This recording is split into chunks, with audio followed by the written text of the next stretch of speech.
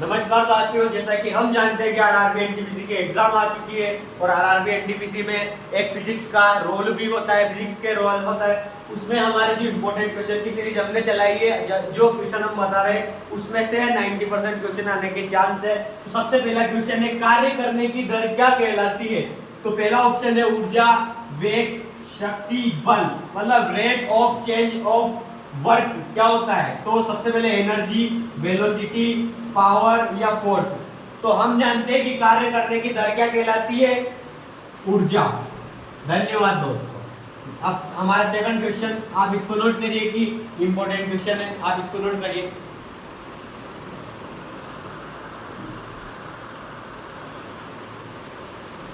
तो दोस्तों दूसरा क्वेश्चन ये है कि आइंस्टीन ने ऊर्जा एवं द्रव्यमान को किस समीकरण के माध्यम से बताया है? जैसे कि हम बचपन से जानते हैं कि आइंस्टीन ने जो इक्वेशन दी है, तो इक्वेशन कौन सी है? तो हमें ऑप्शन दे रखा है equal to half M B square equal to M C square equal to P C square और equal to half M C square. तो हम बचपन से जानते हैं कि थ्योरी ऑफ रिलेटिविटी से equal to half M C square आता है।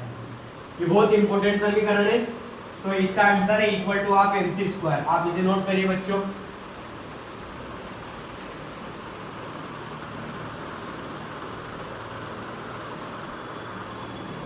तो जैसे कि हमारा तीसरा क्वेश्चन है कि एक कैलोरी में कितने जूल होते हैं। ये क्वेश्चन बार बार हर एक एग्जाम में आता है। तो हम जानते हैं कि एक कैलोरी में कितने जूल होते हैं। तो ये ऑप्शन दे रखे 1 जूल, 4.2 जूल, 4 जूल और 5 जूल। तो ये कंफ्यूजन का क्वेश्चन है कि एक कैलोरी में कितने जूल होते हैं। और ये यूनिट चेंज का भी क्वेश्चन है। अगर हमें न्यूमेरिकल पूछता है, मान लो वो जूल, अगर वो कैलोरी में पूछता है तो हमें जूल में कन्वर्ट करने के लिए कितने का मल्टीप्लाई करना है? तो है 4.2 का। तो इसका आंसर है 4.2 जूल। आंसर क्या है बच्चों? 4.2 जूल। 4.2 जूल।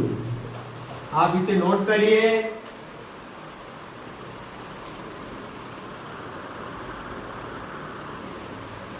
तो चौथा क्वेश्चन है कि पृथ्वी का पलायन वेग कितना है? मतलब अर्थ की जो एस्केप वेलोसिटी कितनी है? मतलब अगर हमें कोई सैटेलाइट पृथ्वी से ऊपर भेजना है स्पेस में, तो हमें मिनिमम कितनी वेलोसिटी देनी पड़ेगी? मतलब कितना वेग देना पड़ेगा?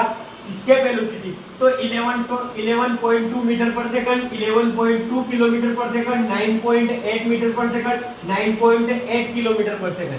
तो हम जानते हैं कि जो एस्केप वेलोसिटी है मिनिमम, हमें अगर स्पेस में कोई सैटेलाइट भेजना, अगर आपको भी उड़ के जाना है स्पेस में, तो आपको 1 सेकंड में 11.2 किलोमीटर दूरी तय करनी होगी।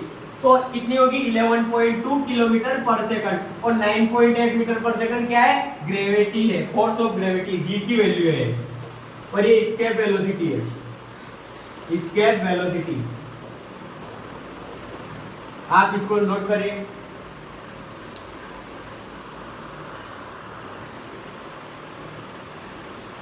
तो पांचवा क्वेश्चन है, सामान्य मानव नेत्र के लिए दूर बिंदु होगा। मतलब एक नॉर्मल आई में हम कितनी दूर तक मतलब नॉर्मली देख सकते हैं? तो हमें ऑप्शन दे रखा है 20 सेंटीमीटर, 2.5 मीटर, 0.25 मीटर और 10 सेंटीमीटर। तो इसका आंसर है 0.25 मीटर। लेकिन एग्जाम में 25 सेंटीमीटर भी 25 सेंटीमीटर आता है। हम मैंने इसको मीटर में चेंज करके, ये मीटर में चेंज करके ऑप्शन है। तो हमें ये कंफ्यूज नहीं होना है कि इसमें सेंटीमीटर, अधिकतर हर जगह हम पढ़ते हैं तो सेंटीमीटर में पढ़ते हैं, लेकिन यहाँ पर 0.25 मीटर में तो 0.25 भी आ गए। तो ये ध्यान रखना, इसलिए आपको ये इंपॉर्टेंट क्वेश्चन में करा रहा हूँ। छठा क्वेश्चन आएगा,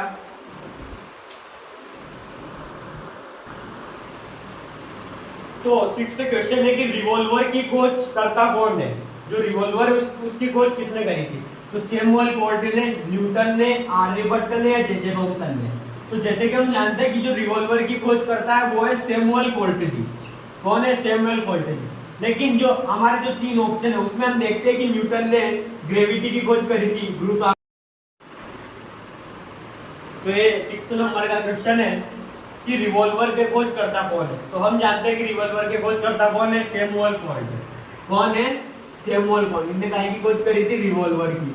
हम जैसे कि 2-3 ऑप्शन और उन पर नजर डालते हैं कि न्यूटन ने काहे की खोज करी थी? तो ग्रेविटी की खोज करी थी, जी की खोज, जो हम पढ़ते हैं जी इक्वल टू, हम इसकी वैल्यू क्या देखते हैं? 9.8 मीटर पर सेकंड। और आर्यभट्ट हमारे भारत के थे, इनने काहे की खोज करी थी? जीरो की, शून्य की खोज करी थी। और जे जे थॉमसन ने काय की खोज करी थी? इलेक्ट्रॉन की। आप इसे नोट करिए, इंपॉर्टेंट क्वेश्चन है।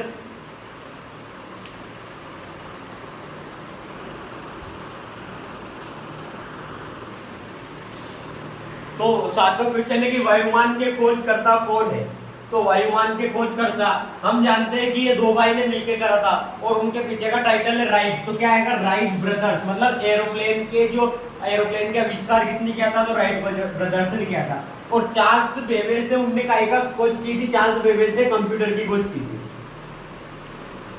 उसके बाद सीवी रमन ने क्या किया था? रमन इफेक्ट, ये हमारे भारत के थे। उसके बाद गैलीलियो ने टेलीस्कोप की खोज की थी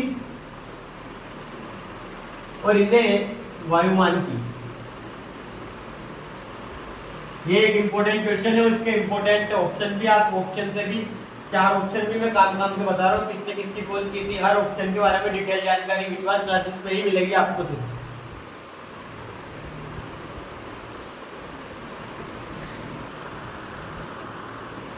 तो ये 8वां क्वेश्चन आप देख सकते हो कि प्रिंटिंग प्रेस के खोजकर्ता कौन है? जो आज हम प्रिंटिंग करते हैं अपने पेपर्स को, उनके सबसे पहले किसने खोज करी थी?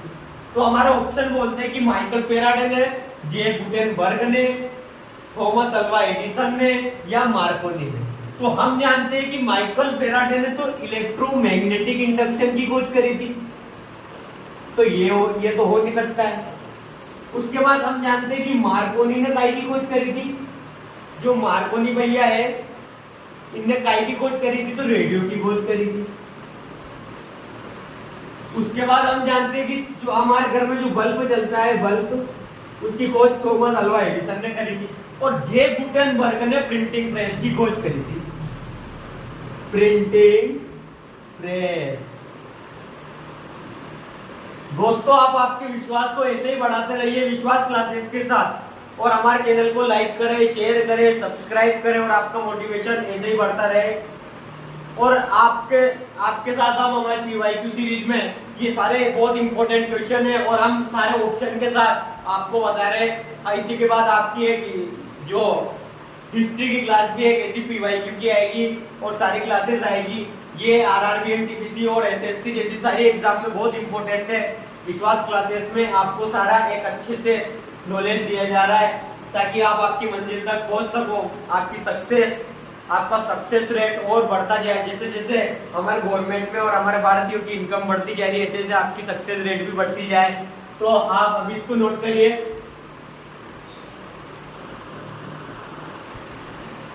तो ये बहुत इंपॉर्टेंट क्वेश्चन है कि फेराडे का दूसरा नियम क्या है? तो फेराडे हम जानते हैं कि फेराडे का दूसरा नियम क्या है। सबसे पहले हमने ऑप्शन दे रखा है कि इक्वल टू mc स्क्वायर, तो ये नहीं है, ये कहीं है, ये आइंस्टीन इक्वेशन है, आइंस्टीन इक्वेशन। उसके बाद A equal to k q1 q2 upon r square, ये कूलम्ब्स लॉ है। क्या है? Coulomb's law, Coulomb's law. उसके बाद ये E equal to minus d5 by dt, मतलब EMF equal to minus d5 by upon dt। Phi क्या है? फ्लक्स है, फ्लक्स Li। और L क्या है? ये सेल्फ इंडक्शन है और I करंट है। तो E equal to minus d5 by dt। तो ये क्या है? फेराडे का सेकंड लॉ है। फेराडे के दो नियम है इसमें, इलेक्ट्रोमैग्नेटिक इंडक्शन में फेराडे का सेकंड लॉ है। उसके बाद S equal to ut plus half at square, ये इक्वेशन ऑफ मोशन है। तो ये इंपॉर्टेंट क्वेश्चन है आपका। इससे आपके 4 क्वेश्चन और तैयार हो रहे हैं, साथ साथ में ऑप्शन में बताता जा रहा हूं, तो आप इसको नोट करिए।